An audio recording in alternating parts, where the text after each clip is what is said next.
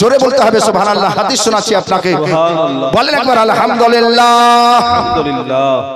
প্রাণের বন্ধুগণ আমার, আকা মুস্তাফার হাদিস, একটু লম্বা হাদিস শোনান। عن عمر بن الخطاب رضي الله تعالى عنه قال لما كان يوم بدر نظر رسول الله صلى الله تعالى عليه وسلم إلى المشركين وهم 1000 وأصحابه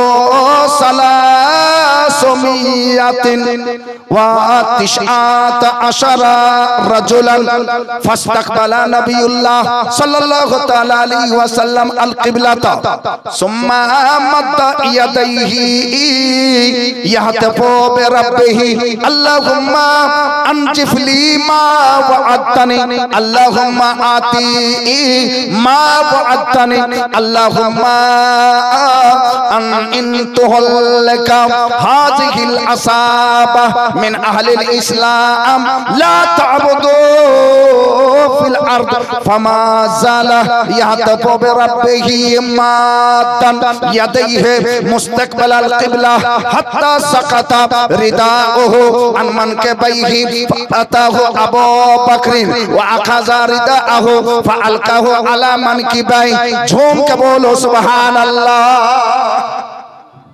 হাদিস শরীফ সহিহ মুসলিম শরীফে লেখা আছে, বাব কিতাবুল জিহাদ ওয়াস সাইফ, হাদিস নম্বর 3412। যারা ঝুমকে বলিয়ে সুবহানাল্লাহ, আর একটা মহব্বতে বলেন সুবহানাল্লাহ। হে বিরাদরান ইসলাম, এই হাদিসের ব্যাখ্যা শুনেন, এই হাদিসের তরজমা শুনেন। হাদিস আপনি শুনলেন, আকা সাল্লাল্লাহু আলাইহি ওয়াসাল্লাম জঙ্গে বদরে, নাম শুনেছেন?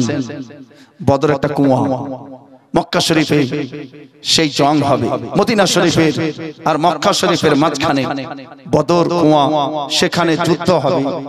আমার আকা মুস্তাফা সাল্লাল্লাহু তাআলা আলাইহি ওয়াসাল্লাম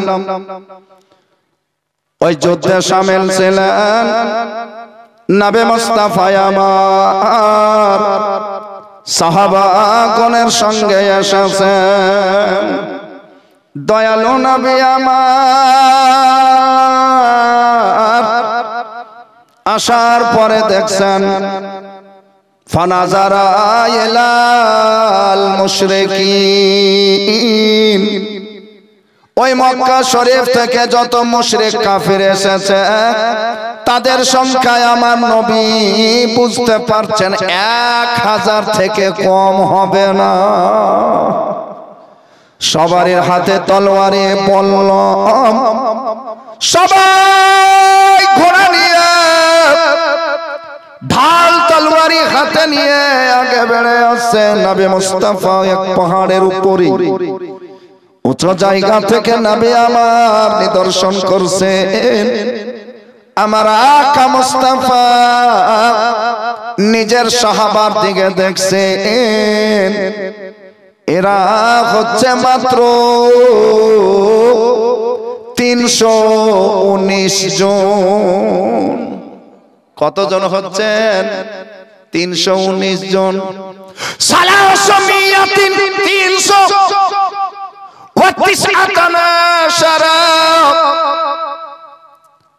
319 জন মাত্র সাহাবা, আর কাফিরের দলের মধ্যে তারা হচ্ছে 1000 জন। 1000 যদি 3 দিয়ে গুণ করেন তবুও কাফির বেশি হচ্ছে। প্রাণের বন্ধুগণ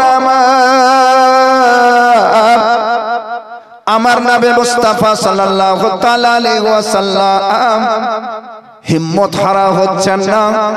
নবী মুস্তাফা বলেছেন দুআউল মুমিন আদওয়াউ সালাহুল মুমিনিন। যখন তুমি পরাজস্ত হয়ে যাবে, যখন তুমি অপদস্থ হতে যাচ্ছ, যখন তোমার হিম্মত কাজ করে না, যখন তোমার সাহস ছুটে না, আমার নবী মুস্তাফা বলেছেন দোয়া করিও, এই দোয়াটা তোমার জন্য হাতিয়ারের কাজ করবে। সুবহানাল্লাহ সুবহানাল্লাহ। নবী আমার বলেছেন দোয়া করিও। দয়ালু আকা সাল্লাল্লাহু তাআলা আলাইহি ওয়াসাল্লাম ওই মুহূর্তে মাদ্দা ইয়াদাইহি নবী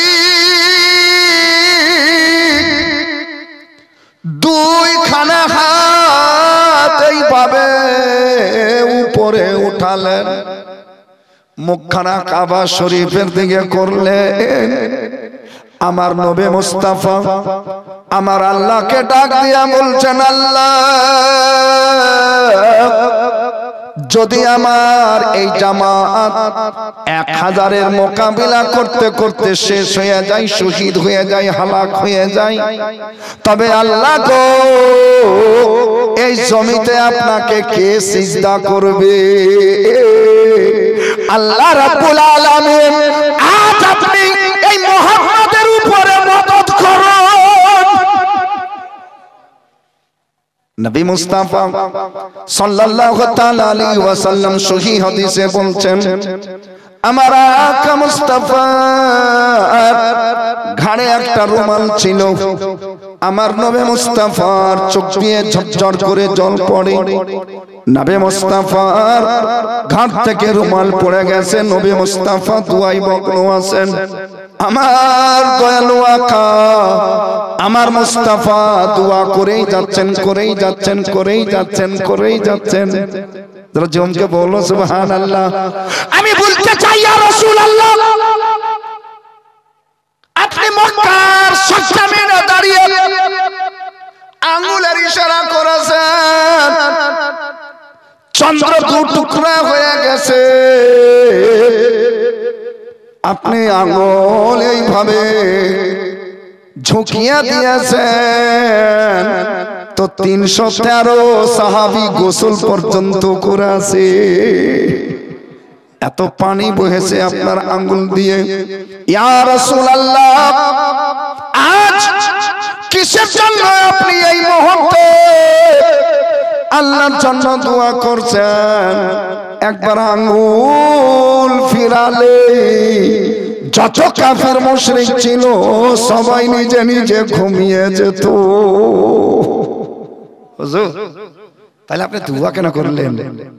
হুজুর, দোয়া করার কি দরকার ছিল? আপনি তো নবী, আপনি তো রাসূল।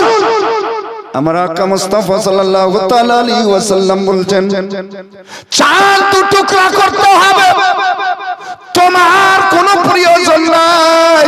যারা ঝুমকে বলো সুবহানাল্লাহ। তোমার জন্য কোনো দরকার নাই যে তোমাকে চাঁদ টুকরা করতে হবে, তোমাকে দরকার নাই। ফলত চাঁদ টুকরা করার কি দোয়া তোমাকে আমি বললাম না, তোমাদেরকে ভেদাভেদ বললাম না। আমি মুস্তাফা এইভাবে যে আঙ্গুল দিয়ে পানি বইয়ে দিলাম, এই দোয়া তোমাদেরকে আমি শিখিয়ে দিলাম না। কিন্তু আমি যাওয়ার পরে তোমাদেরকে যুদ্ধ করতে হবে। আরে ঝমকে বলি সুবহানাল্লাহ। তোমাকে নিজের স্ত্রীর ইজ্জত রক্ষা করতে হবে, নিজের পিটির আবরু রক্ষা করতে হবে, সমাজ বাঁচাতে হবে, দেশ বাঁচাতে হবে। তাই তোমার দুয়ার দরকার আছে।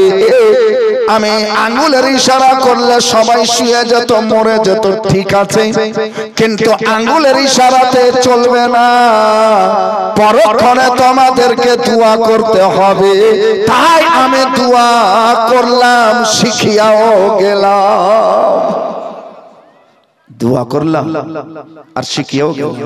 তো যে নবী সাল্লাল্লাহু আলাইহি সাল্লাম দোয়া করতে শিখাচ্ছেন, আর যদি মুলবি টেনে আপনাকে মসজিদ থেকে বের করে দেয়, দোয়া করা বিদআত, দোয়া করা বিদআত, দোয়া করা শিরক, দোয়া করা হারাম, দোয়া করলে জাহান্নামে চলে যাবে, এই ধরনের ভাষা যদি বলে, হে বেরাদার বলেন, শিক্ষিত মৌলবি আছে না জাহিল মৌলবি আছে?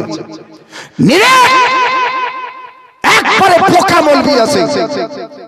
কোন সময় বই পুঁথি পড়েনি, শুধুমাত্র সোশ্যাল মিডিয়াতে কয়েকটা বক্তব্য শুনে নিয়েছে যার তার মুখে, আর ভাইরাল হয়ে যাওয়ার কারণে আহলে হাদিসও আজকাল তাদের স্ক্রু ঢিলা হয়ে গেছে।